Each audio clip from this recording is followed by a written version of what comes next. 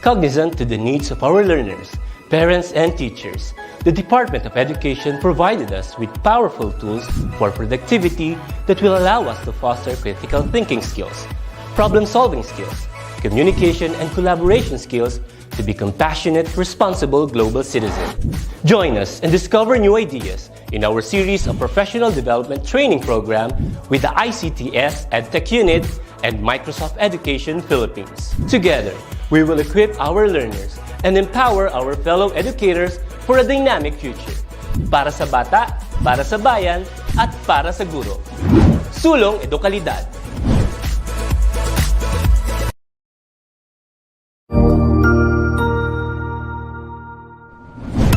Good day, everyone. I am Sir Robbie, and together, we will learn the word of the future, robotics. Did you know that here in Educational Technology Unit, robotics is a priority to make every Filipino learners and teachers competent and meet the demands of the future global scene?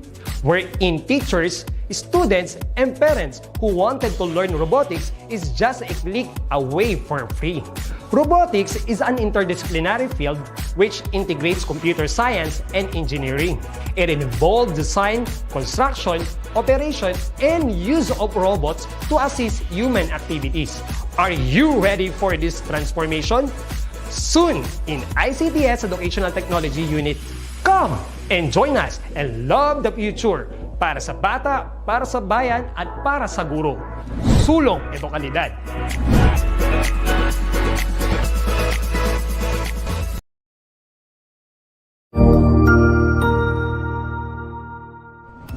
Magandang araw, Sir Wilbur po, at your service. Narito ang ETUlay upang gabayan ka sa inyong pag-aaral upang lubos na maunawaan ang iba't ibang paksa o subject.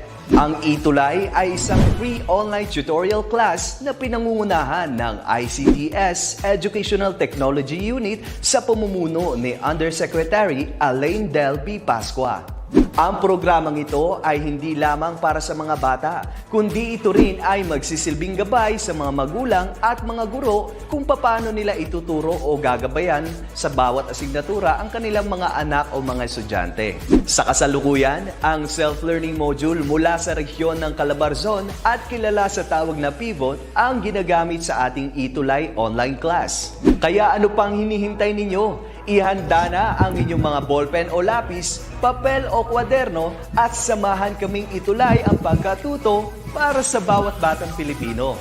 Sama-sama tayong magtutulungan para malampasan ang mga hamon sa panahong ito. Halina't matuto kasama ang inyong online tutor sa oras na ito.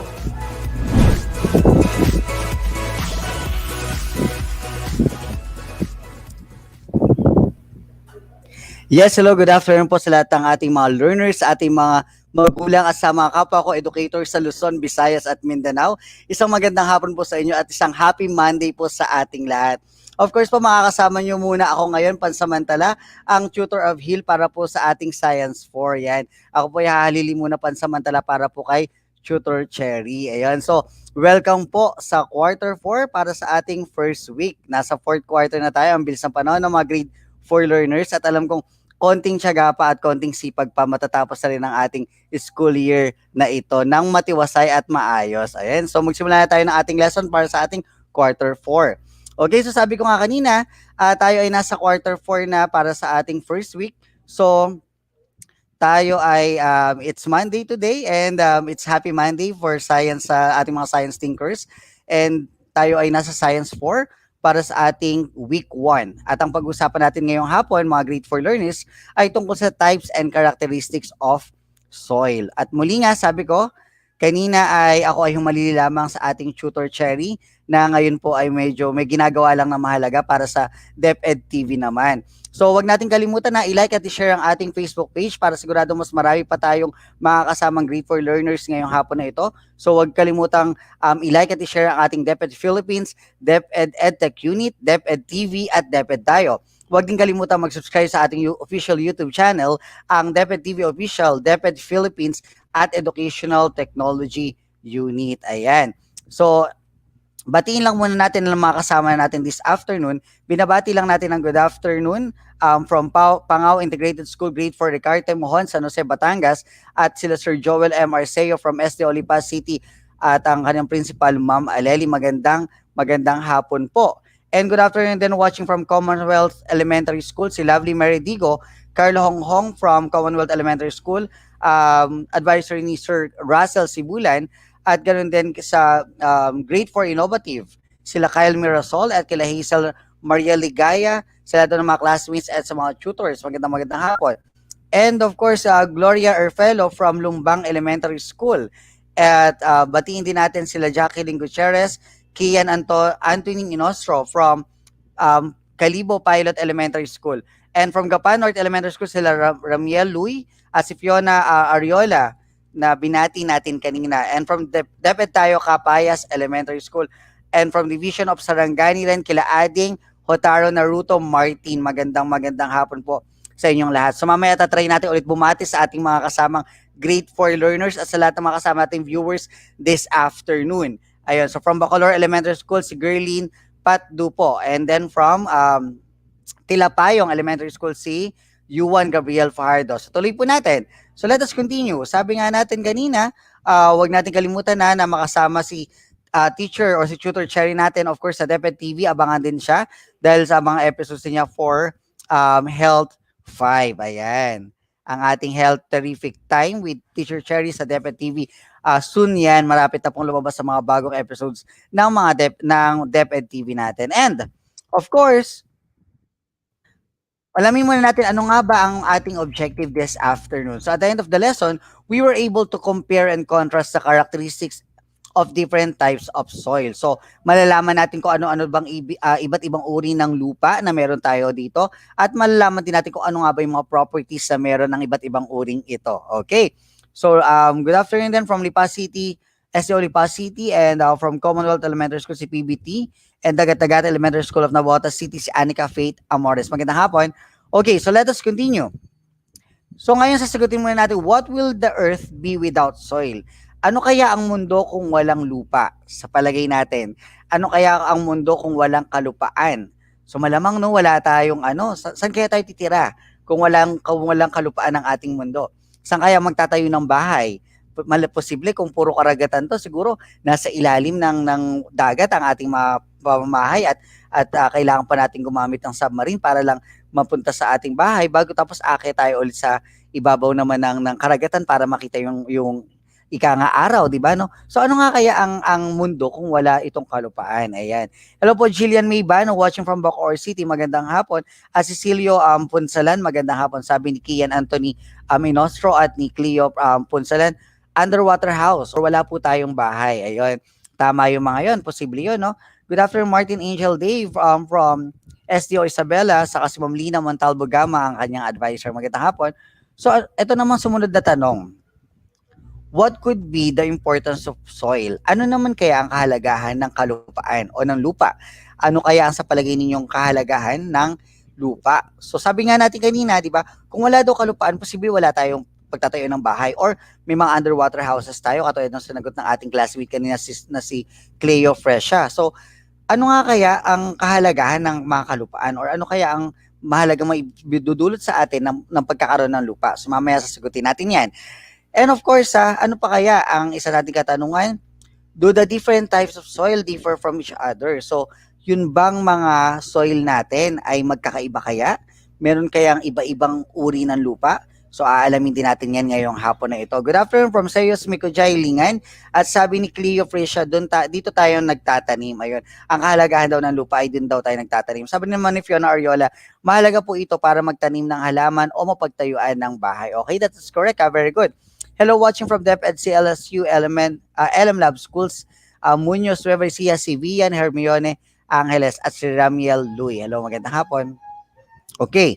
So let us continue. Sabi, soil, its types and characteristics. So let us define first what is soil. Alamin muna natin kung ano nga bang kahulugan ng lupa. So soil is the material where plants grow and which provides them with physical support, water, and nutrients. Soil covers most of the land part of the earth. So basically kapag sinabi natin na soil, ito nga yung karamihan na nagko-cover sa kalupaan, of course, because of the lupa ng ating mundo.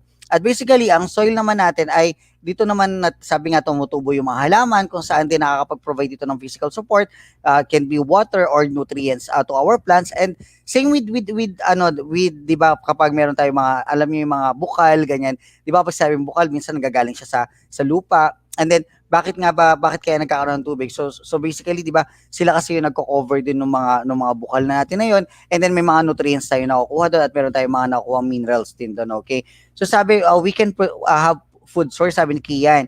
Dito tumitira ang different organisms, sabi ni Emily. Good afternoon. Kailangan po natin lupa, sabi ni Samantha. That is correct.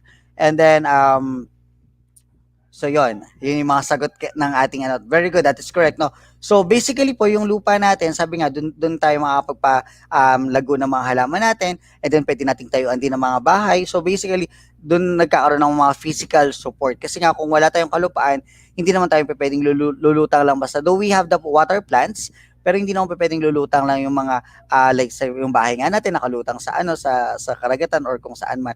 So napakahalaga ng ating soil o ng ating kalupaan. So now, so yan, nakikita nyo sa ating screen yung mga pictures, no? So ito yung mga uri ng lupa na iba-iba. Kung mapapansin niyo, kulay pa lang magkaiba na. So isa sa mga pag-uusapan natin ngayong hapon yan, yung pagkakaiba ng mga lupa. Ano-ano ba yung pagkakaiba nila at ano-ano bang uri ng lupa meron tayo sa ating mundo. Okay. So what are the types of soil? So soil type differs in, number 1, color. Sabi ni Cleo, kailangan natin lupa para sa mga hayop at pagkain tinatanim. That is correct. So soil type differs in color. Para mapagtanim, makakain tayo para sa mga hayop, para mabuhay. Sabi ni Shaima Gablines. Thank you, Shaima. So soil type differs in texture as well. Soil types differs in odor and its ability to hold water. Sabi ko nga kanina, di ba, may mga nagbibigay ng bukal, pero meron din kasing parang buhaghag yung lupa na parang hindi niya mahahawakan ng mabuti yung tubig, ika nga. So, sabi daw sa kulay, nagkakaiba-iba yung kulay, nagkakaiba yung texture. Kapag sabing texture, kung ito ba ay rough, or makinis ba, or magaspang ba. Odor, ito ay nagkakaiba rin sa amoy. At sabi nga natin kanina, yung ability to hold water, kung ito ba ay sumisipsip ng tubig o hindi siya sumisipsip ng tubig. So mamaya-maya ipapaliwanag natin mas malalim ang iba't ibang uri ng ating soil. Ayun. Watching from Pilila Elementary School si Princess Heidi, and from Zamboanga del Norte, Mila Ponce, magandang hapon. Ayan. Sir, tambak na modules ko po. May, kaya yan. Kaya naklaban lang, ha. Ayan. Good afternoon from 4 ilang si Rio Michida and si Hazel Maria Ligaya. Magandang hapon. Okay. Now let us continue. So what are the types of soil? Some soils are good for planting while others are not. Meron siya sabi, di ba, na itong lupa na to mataba. So ibig sabihin, ito yung mga magagandang lupa para sa taniman. Pero meron siya sabi naman na itong lupa na to hindi masyadong magandang taniman. So there are some soils that are good for planting while there are other soil that are not good for planting. So iba-iba rin kasi nga ng uri ng lupa yan. Depende kasi sa lugar, depende rin sa kung ano yung nutrients at mineral na meron ang ating lupa, kung ito ba'y makakabuhay ng halaman o hindi rin. Ayun. So from Macabebe High School, Crystal B. Santos, magandang hapon. Yuan Gabriel Tilapayong Elementary School, and from Palua Elementary School sa Celia Tejada Martinez, magandang hapon. So let us continue. So we are the types of soil here and the common characteristic. Number 1, we have type of soil which is what we call clay. Yung clay, yung parang, alam naman natin yung clay, di ba? Yung mga laruang clay, parang ganun yung texture niya, yung medyo malagkit, okay? Particles ay tightly packed together. It can hold much water and become sticky when wet. So, sabi ko nga kanina, habang nalalagyan siya ng tubig, mas laging nagiging malagkit siya, okay? Tapos, it made up of very fine particles of rocks. This soil can be used in making paths. So, yung mga clay natin, yan sabi ni Ramiel Louie, yan yung putik po. Yeah, that's correct. So, para siya putik, no? So, yung mga clay natin, it is very good to create a pot, yung mga clay pots na tinatawag, yung mga paso natin. Bakit kamo? Kasi once na hinulman natin to and then inayos natin with water, tapos with the proper temperature na ginagawa kapag gumagawa sila ng mga paso, so mas madikit kasi siya, mas nagiging intact siya. So dahil doon, nagiging mas matibay siya at mas nakakabuo siya ng figure kasi nga sticky yung pinaka-texture ng lupa na tinatawag na clay, okay? So yun. Pitik po. Pitik is clay. Yes. Sabi na, thank you po. Yes. Thank you, Hazel, and thank you, Ramiel. Pitik is clay sa Tagalog. Maraming salamat. And then watching from Maitim Second Elementary, si James Philip Buldalian. Yes, okay. And from Butuan City North District, Cabcabon ES, Angela Gorgora and Kian Aison from Caloocan ES, SDO Santiago City. Ayun. And then sabi ni Shaima, mabato rin po. And that's correct, no? So, yun, kaya yun yung ginagamit na panggawa ng ating paso. Next, let's have another one. Yung tinatawag nating loam. So what is a loam? Okay? Loam it is a mixture of sand and clay. So ito naman yung pinaghalo na buhangin sa putik. Okay? So yung loam natin, buhangin at putik. It contains a large amount of decaying plants and animals. It has a fine texture. So kumbaga mas pino siya. This soil can hold enough water and oxygen which are needed for plant growth. So ibig sabihin, yung loam soil na tinatawag natin, ito naman daw yung mga magagandang lupa para naman sa ating taniman. So, if you will notice, ito daw ay kombinasyon ng clay at ng konting buhangin. So, meron siyang fine texture, kumbaga pinong-pino. Dahil kung tutuusin natin, kung meron siyang konting buhangin at meron siyang konting clay, pinagsama mo yan, di ba magiging sticky siya, tapos yung nutrients naman niya, mas okay kasi nag-hold siya ng water. Kumbaga, ang hino-hold niya yung water at the same time, dahil medyo buhagag nga siya, dahil pino siya, na-disperse rin yung mga hindi kailangan na tubig. Okay? So sabi ni nila, Mika Mariel, loam is for plants. Yes, that's correct. Ruth Michelet, watching from Bayan Elementary School, SDO Bacor, Cavite. Fertilizer po ang loam. Loam for plants. That is correct, no? So, tamang-tama ang loam soil natin para sa pagpapatubo ng ating mga halaman. That is correct. Kay Chloe and Mika Mariel and lovely Mary Digo, Hazel, Anika, that is correct. Okay. Now, let's have our third type of soil. Ito naman yung tinatawag nating sand. Okay, so what is sand? Sand is, there are particles are coarse and loose, and it's easy to dig. This soil is not good for growing plants because it cannot hold water well. So ito yung mga, di ba pag nagdadagat tayo, susubukan natin, di ba yung, pag kumuha tayo ng buhangin, tapos ilagyan natin ng tubig, di ba bumabagsak kasama ng tubig yung ating buhangin? So hindi siya nag-i-stick doon sa ating lupa o doon sa ating buhangin. Yes, hello, Timothy Joseph Martinez, magandang hapon. Yun, that is correct. Buhangin, Ruth Michelet, that is correct, tama. And then, so hindi siya maganda, hindi maganda yung buhangin sa pagtaniman or taniman ng mga halaman kasi nga it doesn't hold enough water. So, hindi katulad ng loam soil na nag-hold siya ng tubig natin, pero yung buhangin kasi, automatic pag naglagay siya ng tubig, ang nangyayari, kasama rin yung tubig na nawawala, tapos kasama rin yung buhangin na nawawala. So, tendency, nawawala na, dahil madali siyang mabungkal, nawawala na rin yung ating halaman. Kumbaga, hindi siya tutubo ng maayos doon sa ating sand type of soil. Ayun. Okay. Yan, sabi ni Anika, nakikita ko po sa mga beach. Oo, no, kapag safe na, pwede na tayo ulit mamasyal. Pero ngayon, wag muna tayo mamasyal. Yes, hi po, good afternoon, Ayesha Alonso. Sarah Joy, magandang hapon. Okay, let's have another one. Another type of soil. So yun na pala ang tatlong types of soil. So we have three types of soil. I-review lang natin Number one, we have yung tinatawag nating clay. Number two, we have the loam. And then the third one is the sand. Okay. So yung clay natin, ito yung mga magandang ginagawa na panggawa ng mga paso or ng mga yung mga iba't ibang pots natin. Kasi nga diba it is sticky. And then yun namang ating loam naman is a loam soil for plants. Kumbaga napakagandang lupa nito para sa taniman ng halaman. While yung sand naman, hindi nga siya maganda. Pero it's good for alam mo yun, yung parang delpino ito, mas okay ito. Parang good siya for nagko-complement siya sa mga beaches natin, sa mga dagat natin, mga ganun. Okay, so yun. Very good, that is correct. Raymel Louis, ang husay ni Mike Lapis, sabi niya, mga plantita at plantita, pasok po. Okay, now let us study the layers of the soil. Soil is a system into which energy and matter from the sun, atmosphere, and living organisms penetrate and interact. So, basically, ito yung sistema kung saan nagsasama, di ba? Yung nanggagaling sa sun at yung nanggagaling naman din sa living organisms. Kumbaga, dun siya nag-aayos, nagsasama sila at nag-interact dun sa lupa mismo. So, for example, nag-interact tayo sa lupa in a way na kapag maayos ang lupa, nakapagtanim tayo, and then by the use of our sunlight, and the rainwater as well, the rainfall as well. So nakakapagpatubo tayo ng ating halaman. So basically, it's the means of the soil. Kumbaga, soil is yun yung parang nagiging system natin or nagiging process natin. Okay.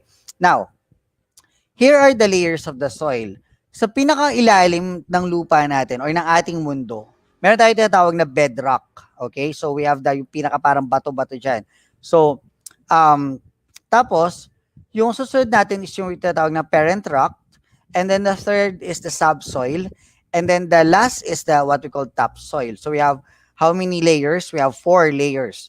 The bedrock, parent rock, subsoil, and topsoil. Okay. So next.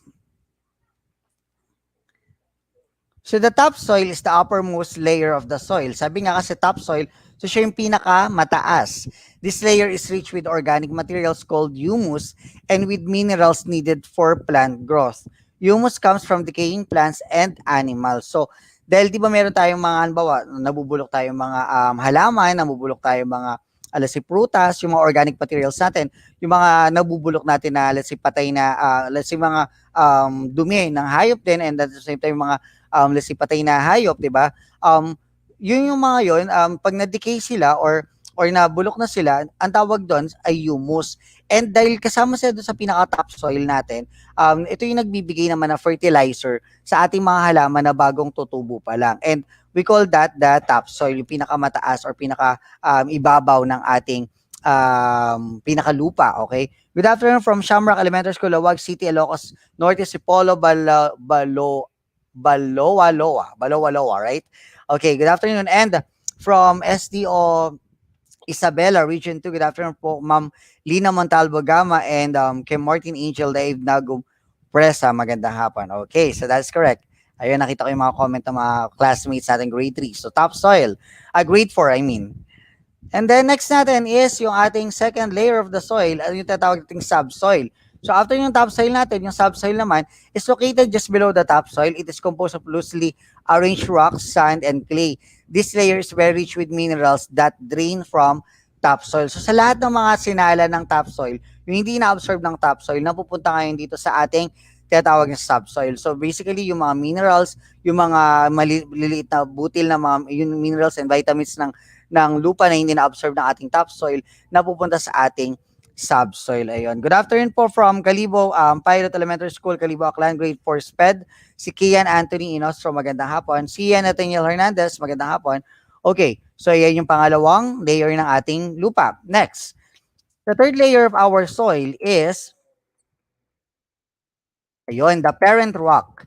The parent rock is composed of rocks that are slowly breaking apart. So ito naman yung, alam mo yung talagang bato-bato pero hindi sila yung magkakadikit na bato. It is exposed to very little weathering. So basically nga dahil hindi na medyo nasa ilalim na siya, pangatlong part na siya ng ating layers ng ating mga kalupaan, hindi na ito kadalasan na kumbaga nakakaramdam ng panahon kung tag-init, kumbaga wala siyang pakialam, parang ganoon. Hindi na babago yung klima niya kung mainit ang pinakadulo ng mundo or ng kalupaan, mainit lang siya kahit na lumamig pa sa ibabaw ng lupa. So basically, yun yung tinatawag nating parent rock. Okay.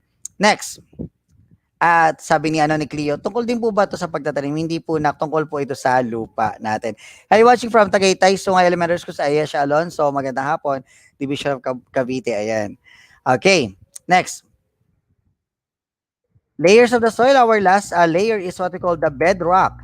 The bedrock is the lowest of the soil layers. It is made up of undisturbed large boulders and gravel.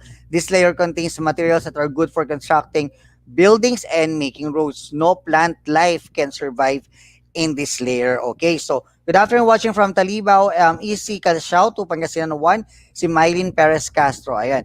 Yung ating pong bedrock, sabi natin, kung mapapansin niyo, di ba may mga nagko-quarrying? Kapag sabing quarrying, ito yung mga naghuhukay ng ating mga kalupaan, tapos kinukuha nila yung alam niyo, yung part ng lupa na yun para magawa daw for construction or magamit for construction buildings at paggagawa daw ng mga daan. Dahil nga ito yung medyo parang ito yung part na may mga gravel or may mga large boulders na natin tinatawag.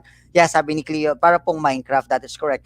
Pero ang quarrying po, it should be illegal. Tandaan natin mga grade 4 learners, kailangan ang quarrying natin must be legal. Ibig sabihin, kailangan may permit to quarry, kailangan pinayagan ng ating gobyerno na mag-quarry. Hindi pa pwedeng, gusto kong magawa ng bahay, tapos mag-ukay lang ako sa isang area ng mga kalupaan, tapos magkukuha ko ng tracking tapos ginawa ko ng bahay, hindi pa pwedeng ganun na grade for learners.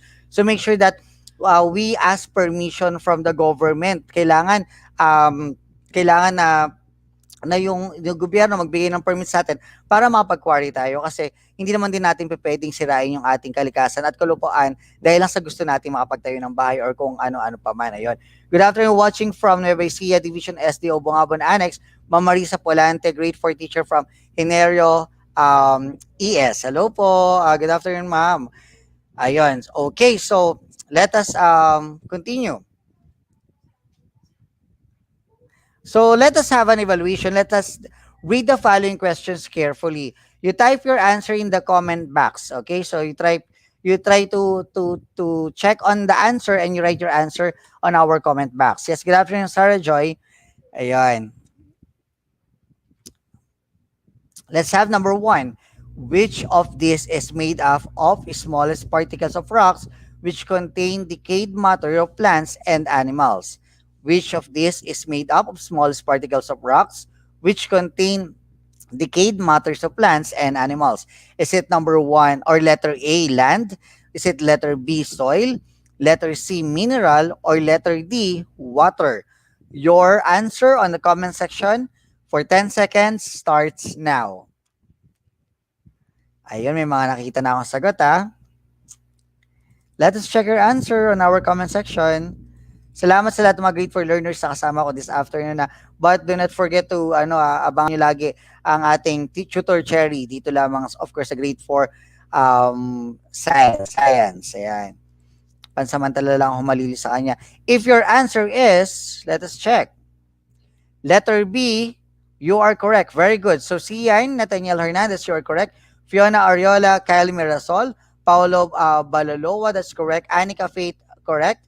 Shaima, Fiona, Kyle, Sia, Nathaniel, Kian, Hazel, Lovely, Martin, John Paolo, Johnny Lee, Martin, Rio, Anika, Carl, Honghong, Fiona, Lexer, Mika, Ron, Yuan, Martin, Samantha, Mikerji, Lovely, you are all correct. Very good. That is correct. Now let's have another question. Question number 2. How many types of soil are there in our discussion? How many types of soil? V and Hermione, that's correct as well. You and Gabriel, you are correct in our question number 1. Now let's have question number 2. How many types of soil are there? How many types of soil are there? Letter A, is it 2? Letter B, that's 1. Letter C, 3. Or letter D, 4. You type your answer in our comment section. Let's have bati lang muna tayo ulit sa ating comment section habang nagtatype kayo ng inyong mga sagot. Yes, good afternoon. Watching from Area J Elementary School, GMA Cavite with my kids. Si how do you pronounce your name? Ranke. Oh my God. Is it Clay Temes Nestra? Ranke Gagawin Pig. Is that correct? Maraming salamat po sa pagsama sa inyong mga anak sa pagtutok dito sa ating ETUlay DepEd Online Tutorial Science 4. Of course, together with me, your tutor Abhil, na humalili po kay Tutor Cherry. If your answer for your question number 2 is letter D, 4, is that correct? Types of soil lang ating So we have 3. Letter C, ang letter D natin there should be 4. 4 natin na i-ayos ko lang Ang correct ko lang to How many types of soil are there? We have only 3 types of soil. Yung clay natin, yung loam natin, at yung ating sand. Okay? Yung letter D po natin, that is what we call the layers of soil. There are 4 layers of soil. So, correct natin mga grade 4 learners Iko-correct na natin para mas maayos. So, we discussed only 3 types of soil. So, what are the 3 types of soil? We have yung sinasabi ko nga kanina, ang ating yung clay, yung loam, and yung ating sand. And then, tapos yung ating layers of soil, yun yung 4. Sabi ni okay, fine. Hindi na po. Okay, let's have this one. How many types of soil are there? Ayun. So, sa number 2 siguro, ang ating tanong is wait lang let's have number 3. Which soil holds much water? ano daw po sa mga types of soil natin ang nakakahawak or it holds enough much water? Is it loam? Is it clay? Is it sand or silt? Okay. Sabi ni February T, letter A. Let's check another answer from other grade 4 learners. Okay, if your answer is A, Rafael Dakayana, you are correct. Lovely, that is correct. Very good. Tama rin ang sagot. Sam Giller Galang, hello po. And then ganun din ang sagot nila MC Camacho, you are correct. Kian Anthony Inostra, you are correct. Okay, that is the loam. It holds enough water. Kaya nga 'di ba yung loam soil natin ay mas maganda for plants kasi nga 'di ba nakakahawak siya ng or it holds enough water. Okay. Now, let us continue. Number 4, why is soil important to living things? Because it, letter A, forms part of earth where animals live. Letter B, provides necessary nutrients needed by plants. Letter C, serves as a place where people live. Or letter D, all of the above. Ayon. Why is soil important to living things? Because it, letter A, forms part of the earth where animals live. Letter B, provides the necessary nutrients needed by plants. Letter C, serves as a place where people live. Or letter D, all of the above. Let us check your answer. Paulo, letter D. Rafael, letter D. Cleo, letter D. Ganyan din ang sagot nila Ana, Ayesha, Kian, Fiona, Giancarlo, Lovely, Lexer, Kimi, Camille, Sian, Martin, and Clytemnestra. Letter D. Then, Fiona, letter D. Let us check your answer. If your answer is letter D, Mark, Aripoda, Kyle, Mirasol, Lexer, Ron, and Samantha. If your answer is letter D, you are correct. Very good. Pakita lang muna natin. Ayan. So, letter D is correct. Very good. Okay, now let's continue. Let's have another evaluation question. Which of the soil type is good for making pots? Which of the soil type is good for making pots? Is it letter A, clay, letter B, loam, letter C, soil, or letter D, silt? Okay, let us check your answer. Okay, sa Mika Mariel Bernardo, number 5A, Kian A, Martin A, Maria A, John Paula A, Kath A, Cian A, Rafael A. So, puro A ang kanilang mga sagot sa ating comment section. Okay, let us check if your answer is correct. Tingnan nga natin ang ating mga sagot. Okay, that is correct. Ramil Uy, that is correct. The answer is letter A. Ayesh Alonso, Lexer, you are correct. Vian Hermione, you are correct. Wio, Fiona, Kate, Chloe, you are correct. And Kyle Mirasol, Miguel G, Angela, and Seos, Mikolay. Anika, Kate, and si Clytemnestra, Sam Giller, Ian, si Pivery, Camille, and Ron, Ashley, you are correct. That's correct. Now let's have question number 6. How does decayed organism like plants and animals make soil fertile? How does decayed organism like plants and animals make soil fertile? Is it letter A, change its color? Letter B, enhances color? Letter C, makes the texture finer? Or letter D, add nutrients to the soil? What is your answer? Hello po, Princess Heidi, magandang hapon. Fiona, hindi ako si tutor Jester. Ako si tutor Avhil. Ayan. Okay, so let us continue. Letter D daw ang sagot nila Camille, ganun din si MC Camacho, ganun din ang sagot ni Camille, ni Via, ni Lexer, ni Yuan, ni Sam Giller, ni Mariam, ni Den, ni Lexer, ni Ron, ni Carl. Okay, hello Marcia Navarra, executive producer namin, napakaganda at napaka-smart. Magandang hapon, thank you for watching. Okay, si Pivery, si Seos, si Cleo, si Camille, at si Lexer, at si Ramil. If your answer is letter D, you are correct. Very good. John Lester, you are correct. Galing ha. Kate, Ron, Mark, very good. Now let's have question number 7. What type of soil do you usually expect in a shoreline? What type of soil do you usually expect in a shoreline? Is it letter A, clay, letter B, loam, letter C, sand, or letter D, A and C? Ayan, let us check ha. Is it letter D kaya? Or is it letter A kaya? Or letter B or letter C? Let us check your answer. Sabi nila John Paulo Alacas, letter C. Si Lexer, letter C. Camille, letter C. Giancarlo, letter D. Sabi ni Sam, letter D po. Sabi nila Martin, letter C. Kian, Camille, Martin, Ron, and Sam. Honestly, the correct answer for this one is letter C, sand. That is usually expect in a shoreline. However, mga grade 4 learners, makakakita rin tayo minsan ng clay sa shoreline. Bakit? Meron kasing part ng dagat natin na medyo parang maputek. Alam mo yung may buhangin tapos may putek. So, it can be letter D, A and C, or it can be letter C. However, dahil ang question natin dito is what type of soil do you usually expect in a shoreline? Ano ba ang inaasahan mong uri ng lupa na makikita mo sa tabing dagat? Kapag sabing tabing dagat, ano ba una nating papapasok sa isip natin na lupa meron doon? Letter C, buhangin. That's why the answer is letter C. Okay, now let us try another question. In which layer of the soil do we usually find loam? In which layer of the soil do we usually find loam? Is it A, topsoil, B, parent soil, C, bedrock, or D, ground soil? Okay, let us check your answer. So, sila Ron, tama. Camille, tama sa mga sagot nila kanina. Ramiel, Louie, tama ang sagot niya kanina. So, let's have another answer. Sabi ni Kyle Mirasol, letter A. Let's have another answer. Ivan, Vian pala, I'm sorry. Gloria Arpelo, Kate Chloe, Mika Mariel, Jan Paulo, Eunice, Lovely Mary, and Mark, Martin, Lexer, and Nene Chavez. The answer is letter A. Let us check your answer.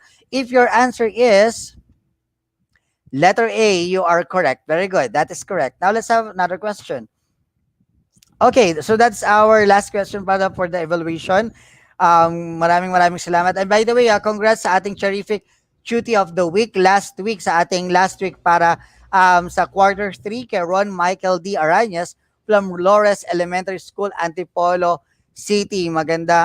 Congratulations sa'yo, anak, at pagbutihin lamang ang iyong pag-aaral. Okay, now, if you wanted to be featured on our next episode, be a terrific learner here on ETUlay, so do not forget to send your video or picture while watching ETUlay with your name and name of your school and send it to the following account. So pwede kayong mag-send kay Tutor Cherry sa www.facebook.com/mamcherrylapeña or sa kanyang Gmail sa teacherlapeña@gmail.com. And habang meron pa tayong time, bumati lang muna tayo. Hi po, watching from Tagaytay Sungay Elementary School, Division of Cavite.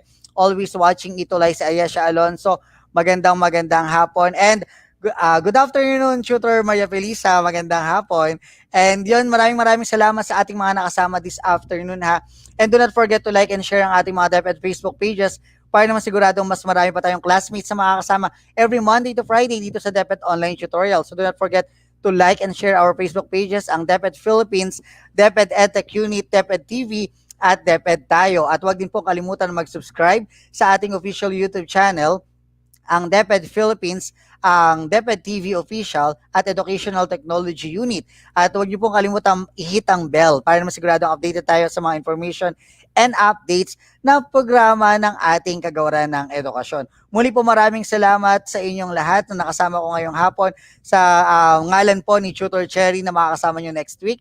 Ako po yung Tutor Abhil. So standby lang tayo mga grade 5 learners dahil susunod na po ang ating Science 5 maya-maya lamang. Ayun. Good afternoon po to my teacher, Ma'am Teresa Asinto, Gapan North Elementary School, Central School. At ganun din, batiin natin yung kaninang lumampas na, sorry bago tayo lang kasi kanina pa siya nagpabate. Asan na siya? Hindi ko na makita yung comment ni Anyway, so pasensya na sa hindi ko nabating hindi ko nabati ng good afternoon, pero I hope that you guys are doing well and you are safe. So stay safe, stay at home para naman siguradong stay sane at matututo kayo kasama ang DepEd Online Tutorial. Kasama of course ang inyong mga ETUlay tutors from Monday to Friday. So kita-kita po tayo ulit next week. Bye-bye po. Paalam.